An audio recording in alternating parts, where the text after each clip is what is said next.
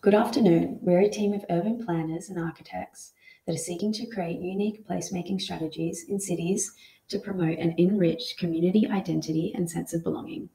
Our team includes Kayla, Annie, Abby, and Kerry. The Willie Wag'Tales is a master plan that, over a short to long-term approach, aims to create an accessible, biodiverse corridor that enables a connection to country and unites surrounding communities in creating re-vegetated pocket parks for the enjoyment of local residents and guests.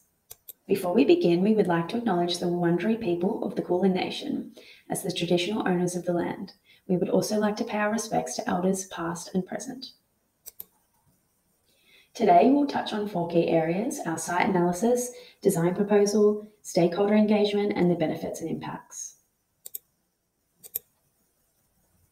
Our site has been extended from the Stony Creek Commons to further include a strip of residential zone in the suburb of West Footscray in order to provide a holistic intervention that brings members of the community together.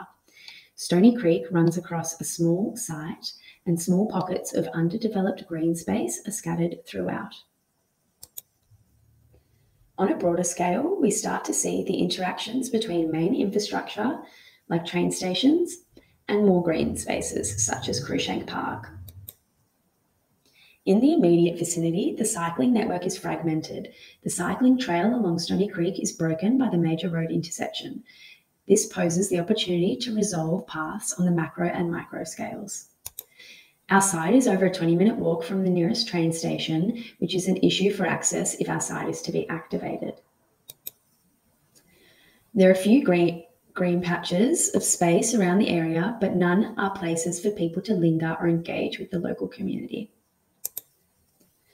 Moving on from the visible attributes of site, we can begin to look into a less visible First Nations narrative of the site.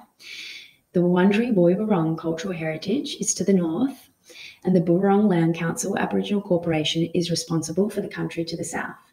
These are the traditional owners within the Maribyrnong City Council area. Recently, in 2021, Greater Melbourne was divided by a controversial new traditional owners boundary line, separating Woiwurrung and the Boonwurrung people, a decision made by the Victorian Aboriginal Heritage Council. This re-establishment upset some traditional owners in the affected areas, as some felt they had lost their land while others had gained. A key issue surrounding the sensitivities of ownership, there is an opportunity to embody a broader sense of connection to country. Furthermore, there is little known of the First Nations history of the site. Often what is found is becomes intertwined with geological, hydrological, and industrial colonial histories of the area. The distinctions of a First Nation history becomes blurred. Lastly, there is a small living population of First Nation peoples on the site, and therefore we see an opportunity in emphasising a contemporary approach of connection to country embedded in a sensorial see, touch, smell, listen, guided experience that embodies these broadest ideas of country. Our placemaking project takes 5 place values as the core. Based on the site analysis, our project will focus on 3 key concepts on cultural representation, biodiversity and habitat, and transport and mobility. Our intervention tends to address how to strengthen the narrative of First Nations and species, how to enhance biodiversity network, and how to engage enjoyment and fun in transport. The vision of our project is to create an accessible and biodiverse corridor to attract surrounding communities and link with the country through revitalizing pocket parks for residents and visitors. On the macro scale, the long-term strategy proposal can be divided into 3 stages. The placemaking will start from revitalizing pocket parks and creating a green corridor to attract people to visit. This corridor also connected with the Stony Creek Reserve to provide a walking trail for surrounding community. In the medium term, the project aims to bring more communities in West Footscray and Kings Valley to the site by linking the Tontonham Station and West Footscray Station. In this stage, the improvement of Princess Highway crossing will optimize walking and cycling experience, so the site is easier to connect with the Cruikshank Park and Yarra Valley train station in the future. Our placemaking proposal only focuses on the short-term intervention. This placemaking begins with transforming those underutilizing green spaces within the site, which aims to engage with communities' needs and aspirations. The improvements include adding park facility, interactive screen with QR codes, and e-scooter parking facility. There are 3 stages of the pocket park design. First is to activate the community's awareness and passion. The project adopts interactive touching screen and QR code for people to draw their ideal park. We also encourage people to share their work on social media to invite more people to join. The proposal also built up a natural library for people to identify local spaces through scanning the QR code near the vegetation. The second stage is to tell the story of Willie Wag'Tales and the Corey gardening team through interactive screens. This aims to build a connection to the country. The QR codes also lead visitors to walk through the trail and explore the link between natural environment and indigenous culture. In addition, the touching screen also has the function of live feedback. It collects users' opinion and feeling of the park. This is helpful to the final stage, which is to generate a community-led park design and long-term management. The project partnered with Pokemon Go to add more fun and enjoyment along walking trails. The virtual reality application allows visitors to explore Willie Wag'Tales' character and living environment.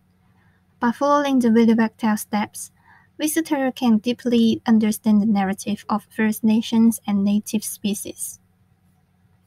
Our third intervention is for transportation.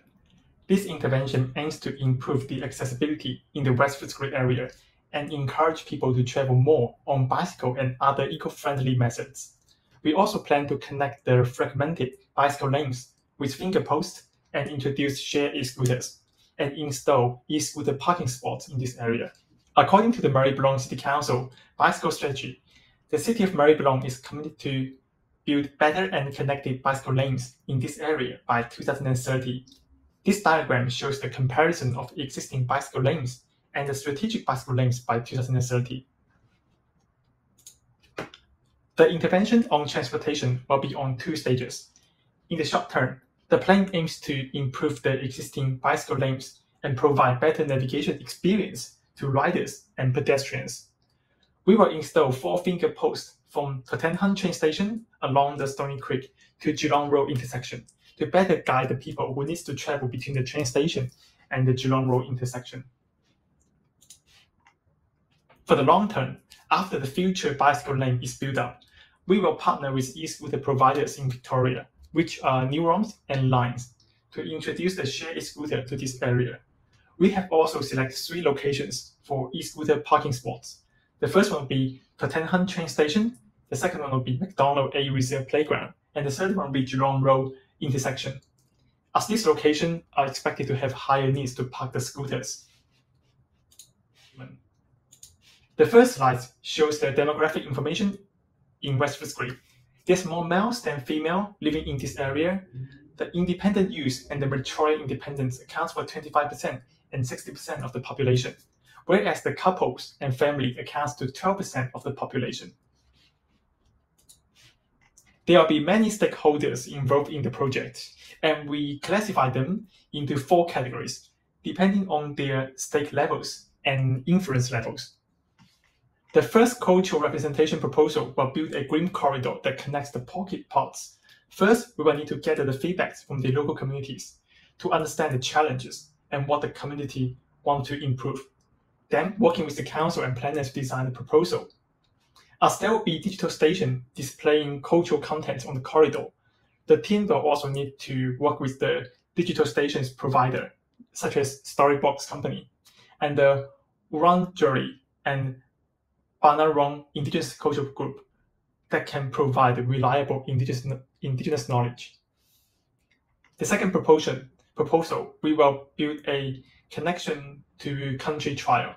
In this project, the team will need to partner with the council to design the trials. The Department of Environment, Land and Planning and the Environmental Protection Authority will also play an important role, as they will need to assess the proposal design and grant the permit to conduct the work on the site. IT professionals will also take part in the relevant application and QR code development and maintenance.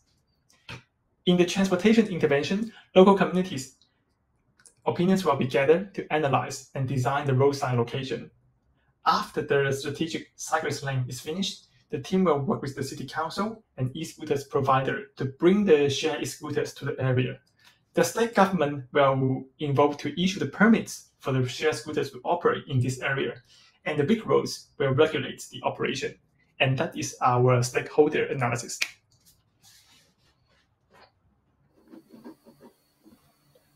The Stony Creek Placemaking Master Plan presents an array of benefits that are a direct reflection on our placemaking values.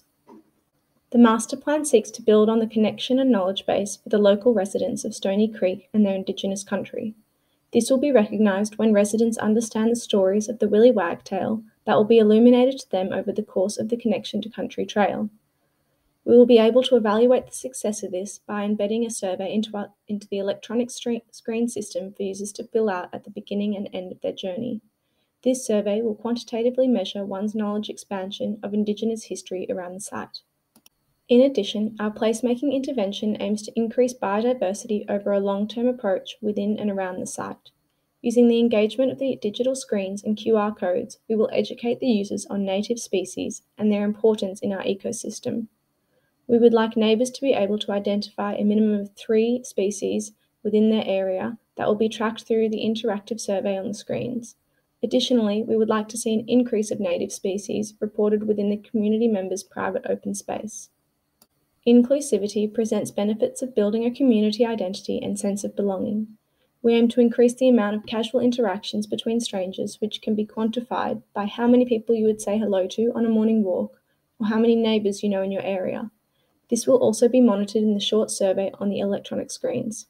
Accessibility was a key value for us in being able to create a more interconnected street network system, facilitating the uniting of surrounding communities. We will monitor, with the help of the organisation Inhabit Place, the amount of e-scooters and pedestrians across our site before and after the intervention. We want to enable the surrounding communities to come together and easily access the site, as well as other amenities such as train stations.